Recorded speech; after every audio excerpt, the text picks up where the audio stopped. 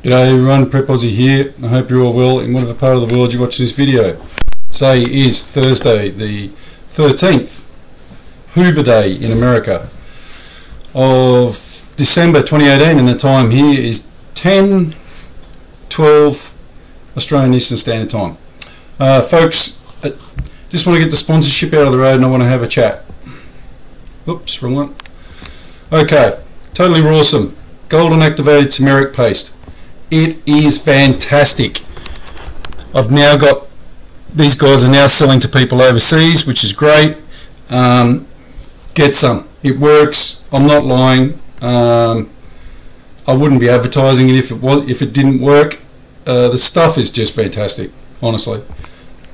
It's caused me, its effect is that I no longer have joint pain. So that's how good it is. Okay. Just want to have a bit of a talk about a few things, mainly to do with the comments, etc. A few comments the other night. I apologise for swearing the other night a little bit too much, but hey, doesn't make me a bad person. Doesn't make me a good person either, but you know what I mean. Sometimes you just get so pissed off of things, you just have to vent. So I won't be doing that today though. Comments. If you are going to comment to somebody, if you're going to comment on someone else's comment, then I would expect you to comment in an adult fashion. I do read the comments. Calling someone a dumbass fuckwit is not a comment. And it's not an adult comment. Now, I've responded to the person who wrote that. Look, and I have to tell you Americans this, and other people, the English know it pretty well, but here in Australia we do talk like that, unfortunately. Unfortunately, like if he was talking to me like that, it's certain things in language here, in tones, which is pretty well the same around the world, but here in Australia it's a little bit different. You know, I can jokingly say that to someone here in Australia and it's a joke. There's about 3 or 4 levels. Like if I actually said it with a different tone, it would actually be serious.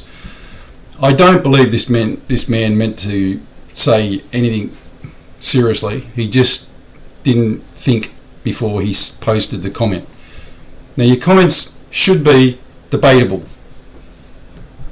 There should be debate. Simple as that. The whole reason for me doing this show is so we can actually start talking properly again. And if you've got a point of view, put it across.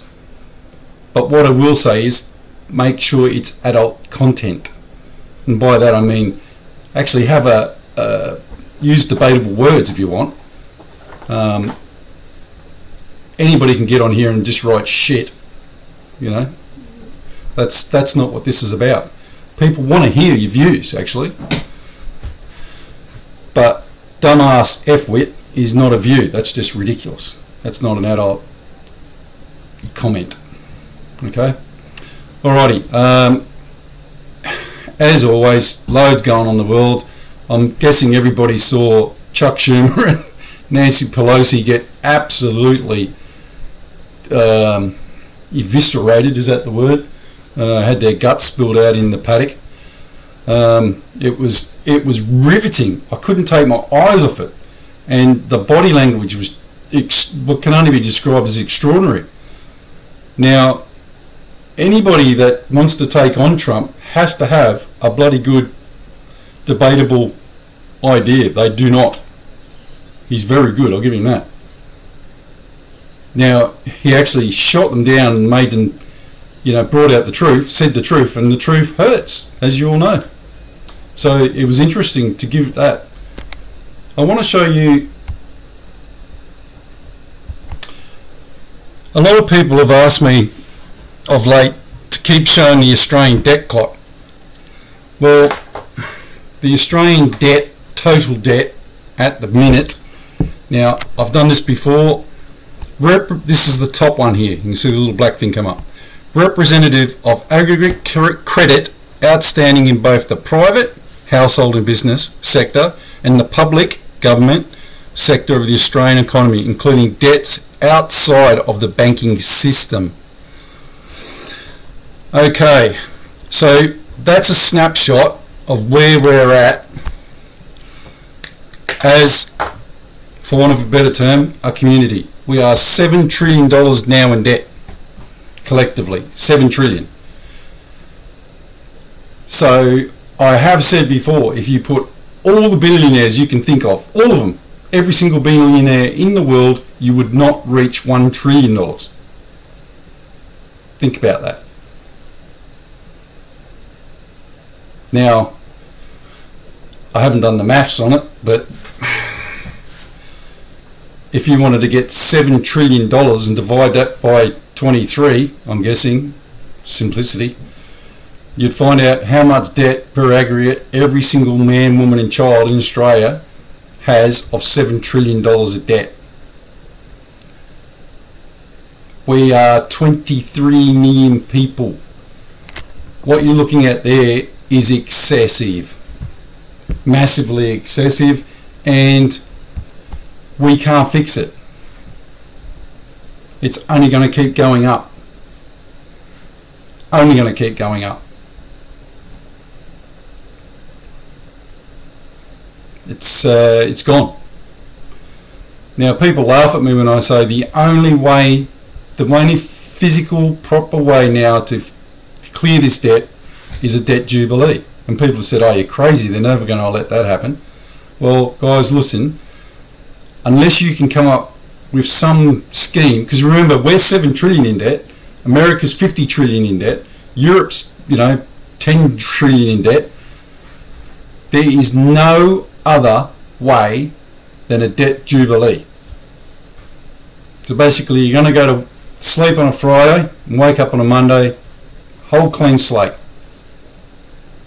It's going to bust just about everything you can imagine financially, but there is no other way.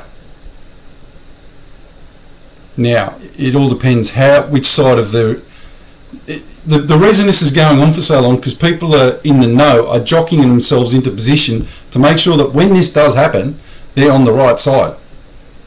And they're foolishly thinking that because they've got gold, they are going to be on the right side. Yeah, sure, you can have as much gold as you want, but you've got to remember someone's going to try and take that stuff off you.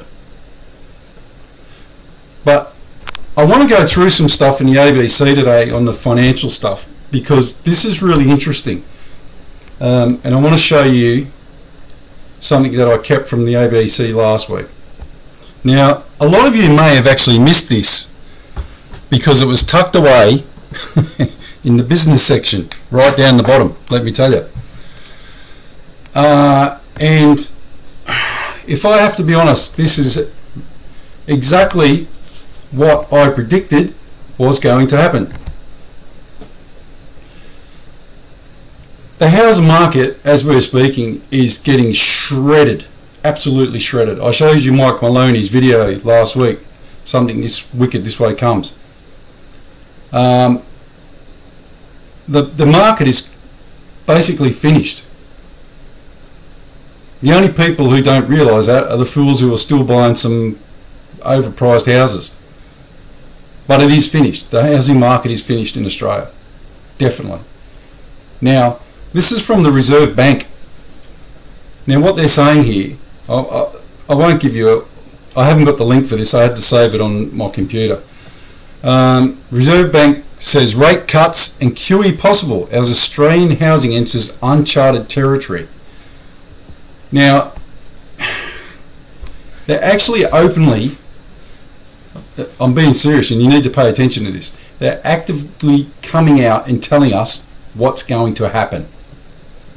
They're actually saying they're going to do QE here in Australia. Now, if they even contemplate doing QE, that $7 trillion debt that I showed you is going to double very quick. We can't pay that back now. So how much rate cutting can they do? We are at 1.5. We've been at 1.5 for nearly 30 months. They can't go up and they can't go down. They can go down, but if they do go down, it's going to actually have a huge, and I mean just monumental impact on this country.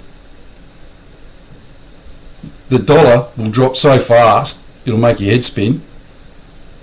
Banks are now not loaning anybody anything. And I'm going to show this to you. Now, the people in Australia who know this guy will know exactly who this bloke is, John Simmons. He used to own Aussie Housing. He's actively warning about the problem with negative gearing in Australia. And he's actually saying that it's all going to go down the shit chute. Now, the other thing here is if you click on the business section, guys, look at these headlines. I'm going to show you through these headlines, and you need to understand that this is happening while we're doing this. Bank bosses knew of rate rigging affecting mortgage rates, credit cards. Westpac shareholders hit bank with first strike against executive pay going up or getting any payouts at the moment because of all this stuff. CBA hit with another 355 million blow as free or no service scandal widens. Now, basically, you've had you've got a car at a T intersection who's looked right and then pulled out and got hit, T-boned by a truck. The banks aren't loaning anyone any more money anymore. The shareholders are pissed off. The government's scared shitless. Because don't forget, the Banking Royal Commission report hasn't come out yet. You're looking at a perfect tipping point. And basically, in short, folks, everything that we've been talking about is now coming true. Sadly. Not much you can do about it. Sadly. Okay, back again, folks. Sorry, I had to sort out a few things in the interim. Yeah, look, it ain't going to get any better. There's no way this is going to end up in the where you think it's going to end up. I want to show you one last thing, and this is really interesting.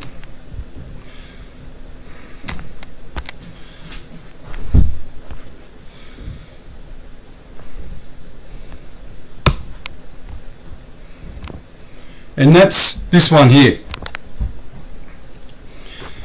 Theresa May on renewed mission to deliver Brexit after surviving no confidence vote.